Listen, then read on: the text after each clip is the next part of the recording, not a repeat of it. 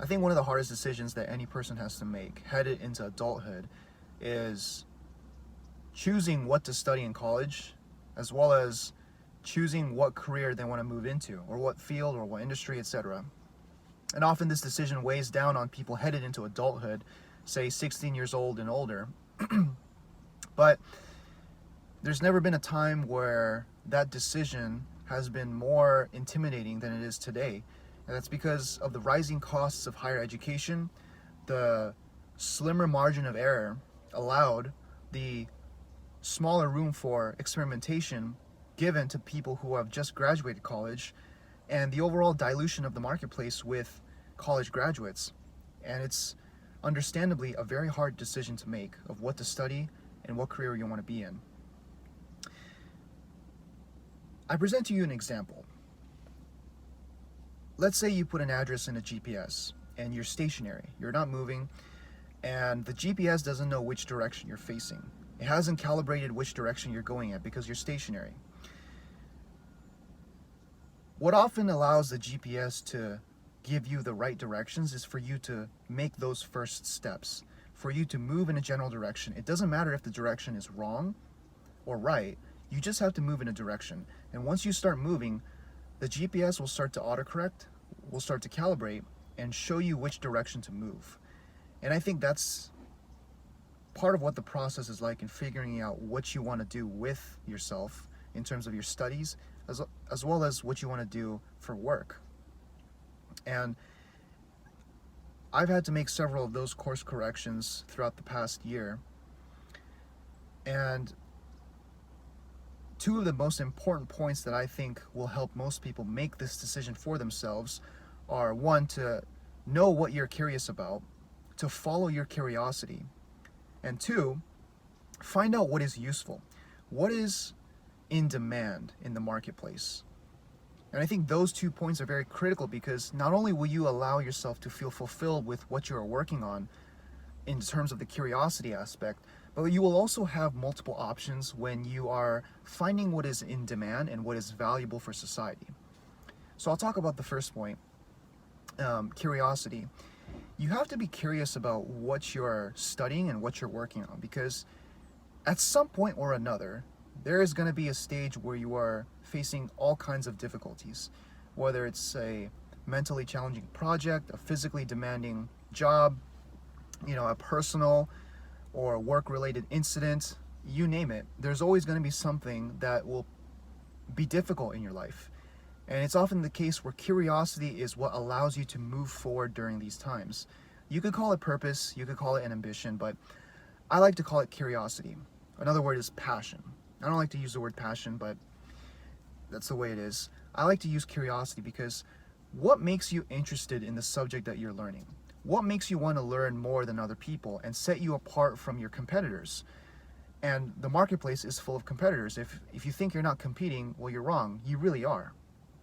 That's the way it is. What makes you curious about the subject that you're learning about? Because what I tend to find is that the subjects that I am the best at are the ones that I am studying outside the hours that I'm supposed to work on.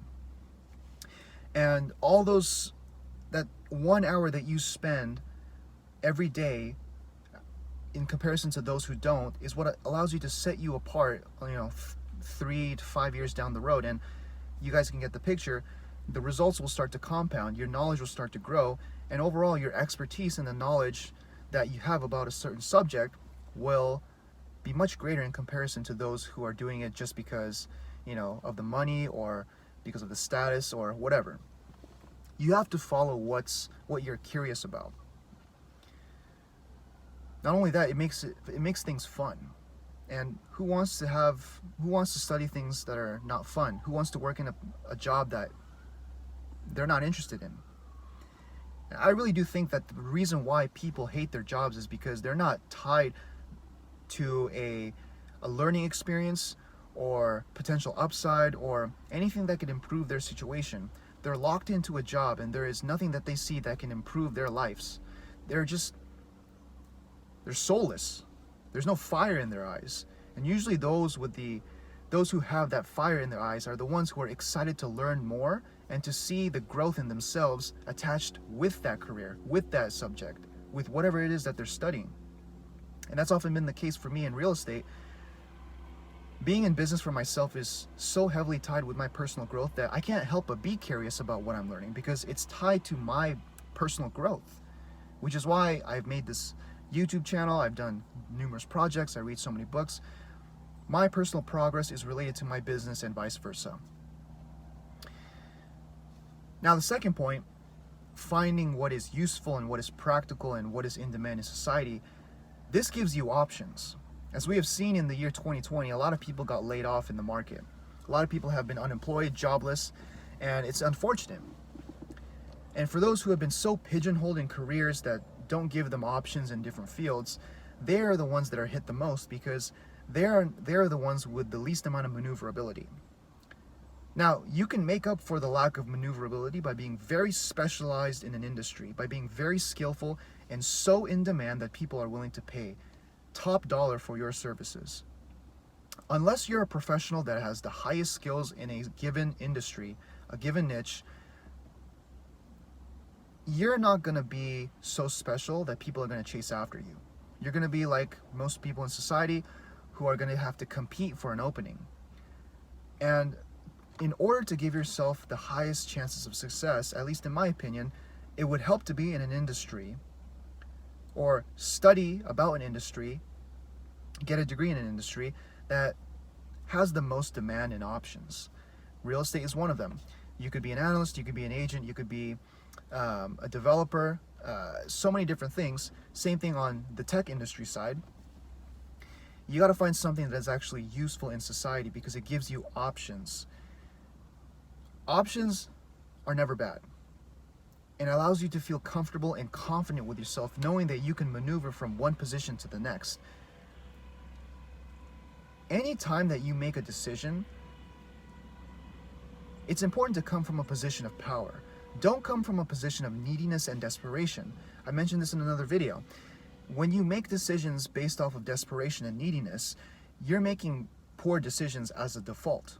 And people can often see that energy that you give off. And I'm sure you know this, no one really wants to be associated with someone who is desperate and needy. And that's usually the vibe that people give off when they're applying for jobs and they realize that they've been pigeonholed with what they've been studying or what they've been working on, and it hasn't been giving them options in life. So in terms of both study and work, you got to find that balance between what you're curious about and what's actually useful and beneficial or in demand in society. Some people are more intellectually stimulated, they like the academics, they want to venture more into their studies, and they're more curious than they are practical and capitalistic, I could say. I tend to fall more towards the second point, which is I want to be of use to society. I want to be in an industry where I can actually use what I learn and be of value, be a business person to solve problems. But everybody's different. And as I said in the beginning example, you have to find out where you are by first moving in a general direction. You can't just stay where you are right now and assume that you know anything about yourself. I've made course corrections in my life, mainly because I have taken action. And you hear this so many times with people, you have to take action and you have to actually do something instead of studying all the time, but it's true. If you stay still, you're not going to progress. The greatest lessons that I've learned about myself have come from the learning experiences of working in a highly intensive business. So the sooner that you have these experiences of deciding what it is that you want for yourself through experimentation, through failure, through successes, the faster you're able to make a decision and the better you're able to know what you might potentially want in the future. And I think that that information is very valuable in a very chaotic environment, as was the case in the year 2020. Being maneuverable, being knowledgeable about yourself, having the self-awareness to know what your strengths and weaknesses are, what you're curious and what you're also good at that you can provide to society, are very useful tools. Chase after the life experience and experiment with a lot of things. I think that's the best advice that I can give based off of my own experiences. So if you have any comments or additional pieces of information you want to leave, comments are below, leave them there. Make sure to subscribe. I do want to talk more about college and working experience as well, just because I've been in both environments. But if you have any video suggestions, leave them in the description below and I'll be happy to make a video on them. But thanks again for watching. Stay tuned.